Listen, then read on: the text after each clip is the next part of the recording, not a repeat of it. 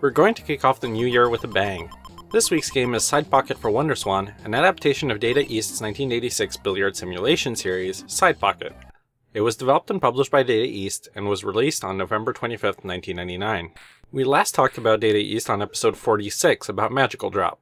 Data East was a developer that had a wide array of arcade ports throughout the 80s, and they spent the 90s capitalizing on those hits by releasing ports of them on home and handheld systems. One of those hits was Side Pocket, a billiard simulator that was widely praised as being the most realistic simulation up to that point. It saw ports on many platforms: the NES, Game Boy, Genesis, Super NES, Game Gear, and the WonderSwan. It should be noted that Side Pocket did have two sequels: Minnesota Fat's Pool Legend on the Genesis and Saturn, and Side Pocket 3, which was only released in Japan on the Saturn and PlayStation. According to the reviews from that time though, neither of those were anywhere as good as the arcade original. There was also a CD spin-off series called Pocket Gal where winning against her opponent would cause her to slowly disrobe. But let's not talk about that. The mobile game company Gmode acquired Data East's back catalog after their bankruptcy in 2003, but aside from a 3DS Virtual Console re-release of the Game Boy port of Side Pocket in 2011, not much has happened with the series since then. The specific pool game you play in Side Pocket is 9-Ball, the main billiards game that's played at a professional level. It's a 2-player game using 9 of the usual 15 balls at a pool table.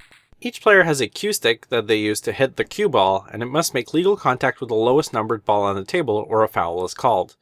If you pocket a ball, your turn continues, otherwise it becomes the other player's turn.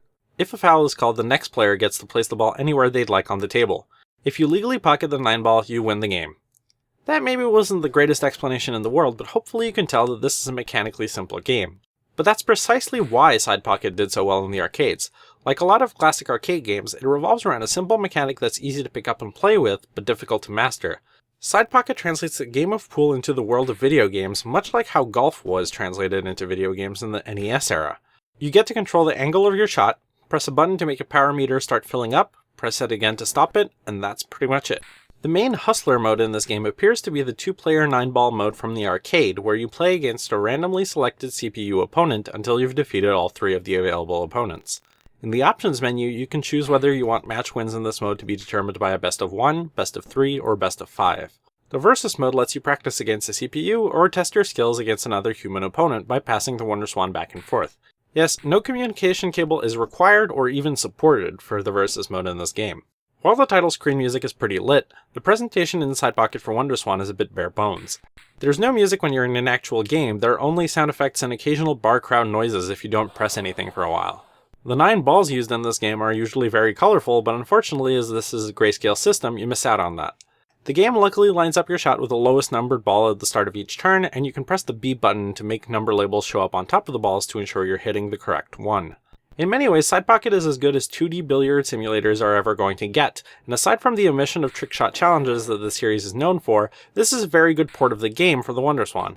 Its turn-based nature makes it very good for busy environments in which you might be playing a handheld system in, and the only real compromise that was made to the core gameplay experience was the lack of color. There is a distinction between the WonderSwan version of the game and its other handheld port siblings.